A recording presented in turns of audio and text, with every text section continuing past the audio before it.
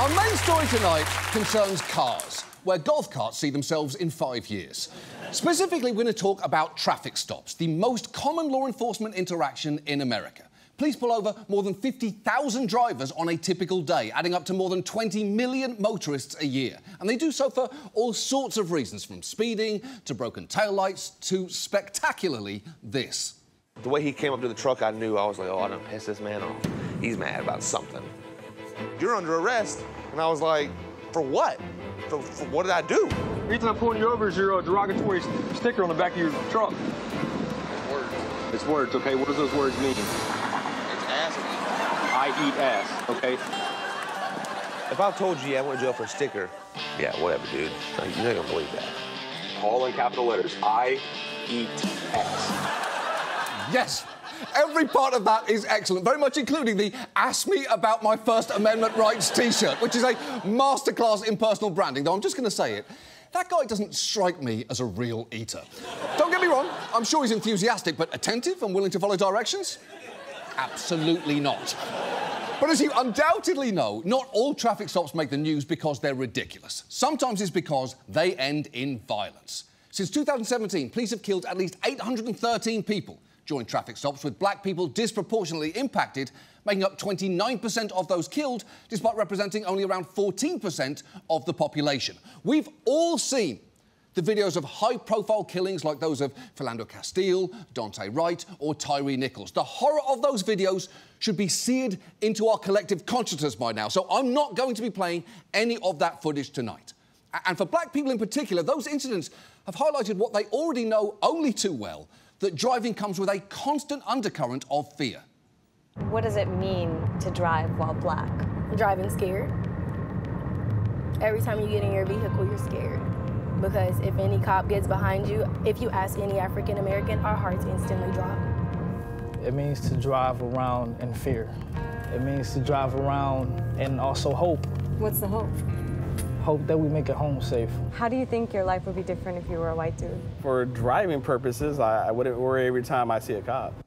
Look, there are lots of things people have to worry about while driving. Getting lost, getting into an accident, getting stopped by a crosswalk flash mob where James Corden thrusts at your car while dressed like a large mouse. All real and upsetting possibilities, but no one should also have to worry about getting harassed or potentially killed.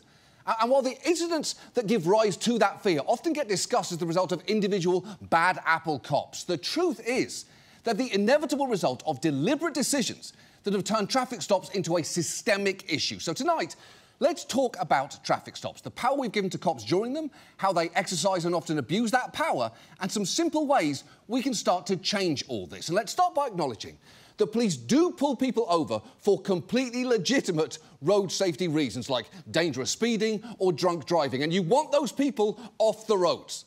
You don't need me to show you a clip about the importance of road safety, but I'm going to do that anyway, because when else am I going to have the chance to show you this?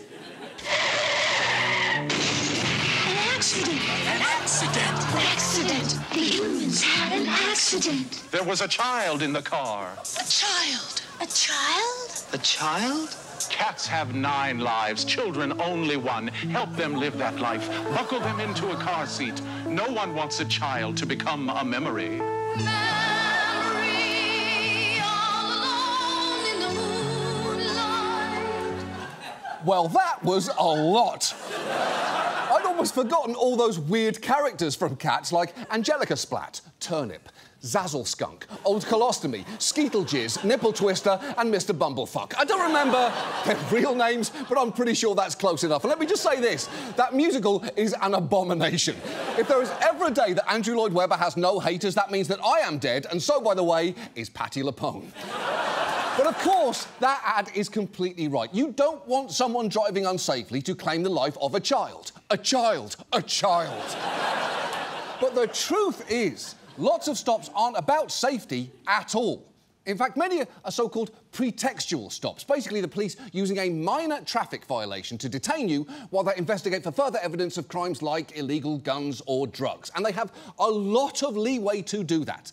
Because when it comes to searching your house, the Fourth Amendment generally requires police get a warrant approved by a judge beforehand. But when it comes to cars, the court's decided that because cars can drive away, requiring a warrant is impractical. So over the years, the Supreme Court's given police wide discretion in how a traffic stop is handled. And in 1996, in Wren versus the US, it fully legalised pretextual stops, unanimously ruling that the constitutional reasonableness of a stop did not depend on the actual motivations of the individual officers involved. Essentially, as long as police have evidence of a traffic violation, however minor, they can use a simple stop to start a criminal investigation. And what this means in practice is that a lot of stops now amount to just shaking people down to see what crimes fall out. One of the popular manuals for training police in traffic investigations flat out states criminal patrol in large part is a numbers game and you need a lot of contacts to find the relatively few felony offenders you're most interested in. One former officer has even admitted, "We fish. If I follow a car for 5 minutes, I can always find 1 or 2 moving violations." And that is true. There are so many laws on the books, a cop can always find a reason to pull someone over. Experts say finding the initial reason to pull someone over is easy. That became quickly apparent during an afternoon with an officer of the Oakland, California Police Department. This Infiniti that drove by has a bumper that's loose. That's a vehicle code violation. All lights must work, right? So his top brake light does not work, so I can stop him for that.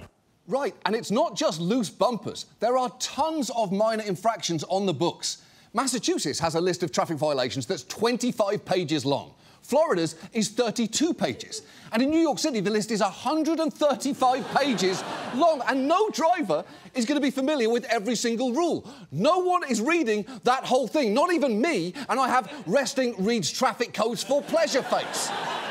And some of the laws around the country are truly absurd. Some states, for instance, have laws that prohibit drivers from hanging objects from their rearview mirrors, including air fresheners and rosary beads. Incidentally, a dangling air freshener was a justification for pulling over Dante Wright. But many officers will insist that pretextual stops are absolutely essential to fighting crime. Here is a police chief explaining why stopping someone for having something as innocuous as an air freshener actually makes total sense. So it could seem petty to some people, but in my 32 years in law enforcement, I've seen many minor traffic violations lead to big arrests, wanted felons, fugitives from justice, murder suspects. But that is still petty. It is petty to pull someone over for not wanting their car to smell like farts and a yogurt that they know is back there somewhere but cannot find. And when pressed for evidence of pretextual stops being an effective crime-fighting tool, cops will constantly bring up that this is how a state trooper caught Oklahoma City bomber Timothy McVeigh, by stopping him for driving with no licence plate. It's a case that now holds mythic status among police officers, which is a little weird because, one, he was only caught after the bombing, which, to be honest, feels a little more like a miss than a hit. And two, the reason they were able to arrest him is because McVeigh was carrying a concealed weapon, something which is not actually illegal in Oklahoma anymore. So if we've all got our dicks up for hanging on to laws that caught Timothy McVeigh, let's go ahead and add gun control to that pile, shall we? But the truth is, research has consistently shown pretextual stops do very little to make us safer.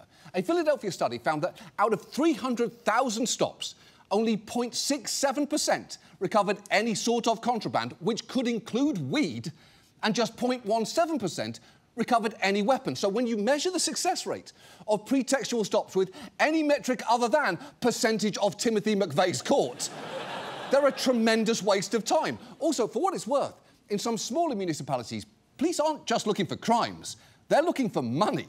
There are towns around the country that have resorted to ramping up ticketing while enduring budgetary shortfalls. Basically, as soon as their balance sheet gets worse, magically it seems, so do the driving skills of the people in their community. We've talked before about the practice of using municipal violations to fund local government in places like Ferguson, Missouri and Brookside, Alabama. And people can still wind up being stopped, ticketed and even imprisoned for inability to pay, because in 17 states, minor traffic violations are arrestable offences that come with a criminal record. And even in states where that is not the case, people can still end up in jail because many places can lock you up for failure to pay fines. Just listen to this woman from St. Louis explain how traffic fines can quickly spiral into a dire situation. How many times have you been stopped? I'm in St. Louis. I don't keep count of that. 5? 10? Keep going. 10 was the minimum number of times I've been locked up. So take that and double it. I've been stopped no less than 20 times. If you don't have the money to pay the fine, you can go to court. When you go to court, they'll tell you court costs, ticket, plus fees, da-da-da-da, you now owe $300. You have $300 to pay today. No. All right, put you on a payment plan. So every month, come see us and pay this by the 21st. If not, we'll issue you a warrant on the 22nd. Make your payments on time. Okay. So let's say you don't make that payment. You get a warrant. So what do? If you have the resources, you can pay. But most people don't have the resources, so you run and catch me if you can. How many warrants did you rack up? At one point in time, I was wanted in 11 different municipalities. 11 different municipalities. How did you live with that? Carefully. Yeah, that seems about right. Asking how do you live with 11 warrants is a bit like asking how do you hold a newborn baby or how do you give a porcupine a hand job. The answer is fucking carefully. And the cost of these stops is borne overwhelmingly by communities of colour, and particularly black drivers. One analysis from Massachusetts County found that police pull over black drivers at more than twice the rate of white drivers for non-traffic safety violations, like a broken taillight. And many police departments, even large ones, will obscure this by simply refusing to track the racial makeup of who they stop and search, while others will gather the data but fail to connect the dots as to what it means. Just watch this police official in New Jersey cite data of his own before having his case destroyed with a pretty simple statistic. I mean, I pulled our motor vehicle stop data by race this morning before we did the interview to get it in real time, and we're at 1,814 motor vehicle stops for the year so far, and 576 are Hispanic, 573 white, and 574 African American. So it is pretty even across the board, and if it ever spikes, then we'll investigate why. Yeah, but what you just told me is really stark, because 60% of the population of Bloomfield is white, and only about 20% of the population is black. So how do you account for that? Like I said before, it's basically where our police officers are deployed. Right. It's about where your officers are deployed. You are so close to figuring it out. You just need to see the obvious conclusion. It's like watching a fourth grader do a multiplication problem on the blackboard, get all the way to the end and then write the answer, Woody Allen is innocent. No, what? How did you get to that? The answer's staring you right in the face, you idiot.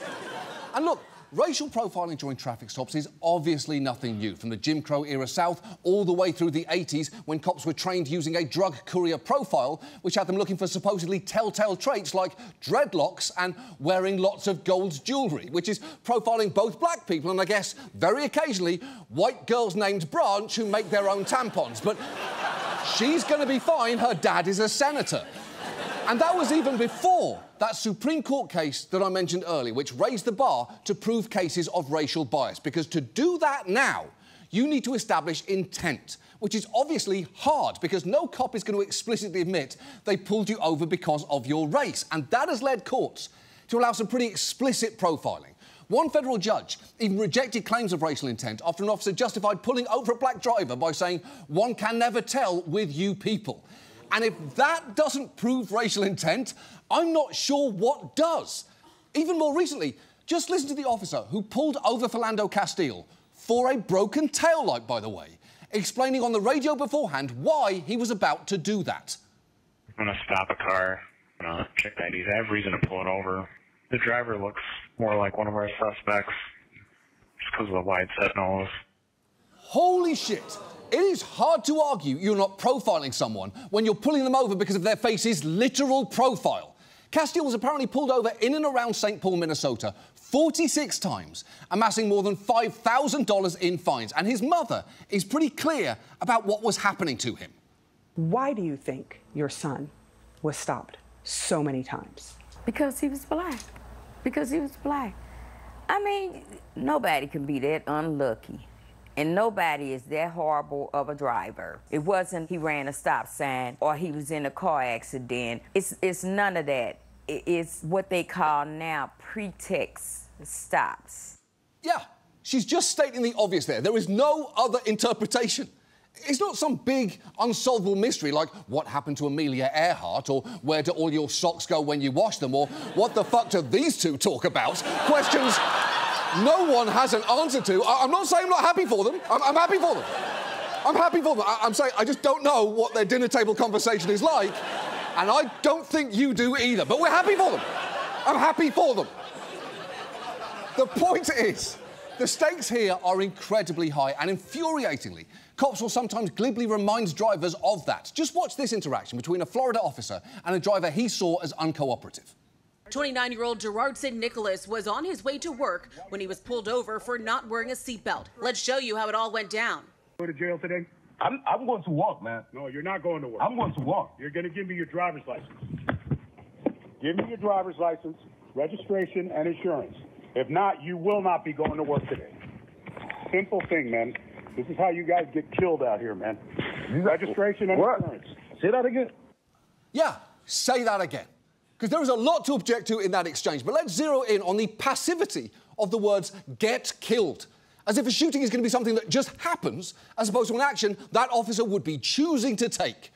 And one major reason why cops may be especially jumpy during stops is that they're actively taught to fear them. Trainers and tactical guides often claim that vehicle stops account for more killings of officers than almost any other type of interaction, and police training can reinforce all of this. Just last year, some footage came to light from a 6-day training conference for cops held in New Jersey, a significant portion of which focused on traffic investigations and also featured this bold motivational speech. I love what the fuck I do for a living. There's nothing else I'm good at. I love violence, I love fighting, I love shooting, and I fucking love freedom. It wasn't that long ago that we were drinking out of the skulls of our enemies. Like, you know, like, I'm gonna fucking murder this guy, then I'm gonna take his head, then I'm gonna cut his head in half, and then I'm gonna boil his skull, and then I'm gonna drink out of that skull. Fucking rad, right? OK, a few things. First, no, not fucking rad. Second, I do believe you that there is nothing else you're good at. And least importantly, why are you wearing a shirt covered in elegant birds? You're talking like a deranged serial killer, but dressed like you're at brunch in West Palm Beach. That shirt doesn't remotely match your persona, which, from what I can tell, is what if someone fed Milo Ventimiglia nothing but raw meat and trauma? That conference was run by a company called Street Cop Training, whose logo apparently features an eagle dry humping a police badge. The company estimates that it trains between 25 and 30,000 officers nationwide every year. In fact, between 2020 and 2023, public agencies in at least 46 states provided direct payment to Street Cop Training. That conference you just saw was attended by nearly 1,000 officers from around the country who, in addition to hearing speeches, were also given what was called a reasonable suspicion factors checklist, a list of behaviours supposedly indicating when a driver is trying to cover up a more serious crime. It advises looking out for things like passengers on their cell phone, usually texting during a stop, and not always but often yawning. The checklist also says it's suspicious if a driver looks away from the police car while passing it, but also if they look at it, leaving the option of closing your eyes while driving past a police car, which feels bad. And you know who would agree with that? Those road safety freaks from Cats, you know, like Rumpelweasel, Crunklebutt, Jumblescat, Lickety-Flop, Jazzlebanger, Jingle Sphincter, and, of course, Old Tinkle Shit. Again, I don't remember their names, and I'm not willing to learn. All in all, what was taught at that conference was so egregious, New Jersey's Office of the State Comptroller found that a number of the tactics were both unjustifiably harassing and unconstitutional. And for all the fear pumped into cops, I should note that while it can, of course, be a dangerous job, studies have shown that the dangers of stops have been vastly inflated, with an officer's chance of being killed during a stop estimated at somewhere between 1 in 3.6 million and 1 in 6.5 million. As one DA who was called for police reform has said, the risk is statistically negligible but existentially amplified. And it is notable that during certain encounters, cops do seem able to have less of a hair trigger, because while that man in Florida got lectured for having the temerity to talk back to an officer, just watch this cop deal with a driver immediately doing a lot more than that. Sir, go back into your car. I'll be with you in a second. You better check the registration on this plate soon, mister. Wow. That guy exited the car with full righteous bitch energy. He delivered that line with the conviction of Julia Roberts in Pretty Woman. Big mistake. Big. Huge. That guy, by the way, was a county judge. And when the cop found that out after checking his registration, this is how their interaction ended. Have a good day, Judge. You bet. You bet? Responding to have a good day with "you bet" instead of "you too" is a level of petty self-assuredness I will never attain. When that man orders at a restaurant and waiters tell him "good choice," he says, "I know." And incidentally, you might assume the back of his car is blacked out there to hide his licence plate, but I'm going to choose to believe it's because he was proudly displaying one of those "I eat ass" stickers. Prove me wrong, Judge. Prove me wrong. And for black drivers, even when traffic stops don't result in a shooting or an arrest or even a fine, there can still be real harm from the steady wear and tear that comes from dehumanising interactions. Take what happened to Taeyeon Lee, a teenager who in 2018 was driving home after grabbing a slushie and chips at a gas station. He was pulled over for supposedly making too wide a turn, subjected to questioning about whether he had drugs in the car, which he didn't, and was then ordered to step outside where he was handcuffed and frisked while police searched his vehicle. And just watch how, when a cop tries to blame him for the stop, Lee calls him on his bullshit. If you don't mind me asking, why do you have, like, this negative view towards the police? What's the deal? What's ever happened in your life personally where you're like, you can give me a good explanation? Absolutely nothing. Really? Fucking graduated. I got a good-ass job. Right. I got graduated with 3 full-ride band scholarships. I ain't never did shit in my life. I've been in the house all day. So what's the problem? Like, why are we in this situation? You? Huh? What you mean? We didn't do it. You pulled me over? Yeah, of course it's that cop's fault. He's playing dumb while creating the problem. It'd be like me asking you, why are you so bummed out right now? As if I haven't been professionally bumming you out for the past 25 minutes. The cop who pulled Lee over later testified that he believed he was armed because of the interaction with him and seeing him display the nervousness, which is clearly ridiculous. And thankfully, a judge later sided with Lee, ruling that nervousness alone is not a sufficient basis on which to articulate reasonable suspicion, a legal rationale that experts refer to as a fucking duh. That cop also tried to justify his actions by mentioning the presence of a small souvenir Louisville slugger bat in the car, which he claimed could have been used as a weapon. But you should know that the bat in question was one of these, weighing only 6 ounces. I'm sorry, but that is not long enough to be a weapon. It's barely long enough to be one of Pinocchio's nose boners. As that stop continued, another cop arrived, and so did Lee's mother, who asked him why her son was being treated this way, and he explained they were actually part of a serious crime unit and essentially admitted that doing bullshit traffic stops was a key part of their job. So what we do, one of the aspects of what we do is we focus on traffic stops, okay? Right now, you listen to me? Yeah, I'm listening. Okay, right now, the city has been plagued by gun... I don't want the history. I just want to know why my son... When I say right now, it's not history. I'm telling you what we're doing right now, okay? And I'm trying to just let you understand, but it's like you don't want to hear it. I just want to hear about my son. I know this. I'm getting to that. I know all of that. I'm getting to that. I'm telling you why your son is being stopped and why he's out of the car, but you're not allowing me to do that. So it's a traffic infraction that he was stopped for, okay? I don't believe that, but okay. Okay. You don't believe it. You weren't here. You didn't see it. You wasn't either. I know. But you believe your guy, and I believe my son. Yeah. So has your son ever made a traffic infraction, do you think? No, he has not. He's never made a traffic infraction. He has not. I bet we can watch him drive for 5 minutes and pick out a traffic infraction. I bet you could. I bet you could. Yeah, she is right. She's also showing superhuman restraint there in the face of something utterly enraging, because I bet we could find a bullshit reason to pull your son over. Just isn't the flex that cop seems to think it is. It's actually kind of the whole problem here. In fact, the cop who originally detained Lee actually told him at one point, "We're going to stop 30 more people after you," showing that stop wasn't about one bad interaction, it was a bad system working exactly as designed. So, what do we do? Well, I would argue the first thing we should do is incredibly simple, and that's to just stop doing pretextual stops. And one big step toward that would be eliminating non-safety-related traffic stops. And I'm not the only one saying this. In cities around the country, activists have pushed for this change. In Ann Arbor, Michigan, this city councilwoman pushed to reduce the use of pretextual stops, in part out of fear for her sons. And last year, that law actually passed. We are trying to set an example about what policing could look like. A cracked windshield, tinted windows, loud exhaust, broken taillights, or expired registration or plates, and other non-safety related issues would become no longer grounds for a stop. Stops involving speeding, reckless driving, and other serious violations would remain priority. This frees up the police to be working on, you know, those types of primary offenses. Exactly. The law gives police more time to investigate actual dangerous driving as well as other Michigan-related crimes, which I have to assume are like fish theft or maybe secretly shitting in a lake. I'm not sure what criminals do in Michigan, but cops could have more time to stop whatever it is that's happening there. And promising changes have been implemented elsewhere too. A few years ago, Philadelphia became the first major city to ban police from stopping drivers for certain low-level traffic violations. And after just 8 months with the law in place, stops associated with those violations dropped by more than half, meaning nearly 12,000 fewer black drivers were stopped. And while that is great, it should obviously be only the beginning here.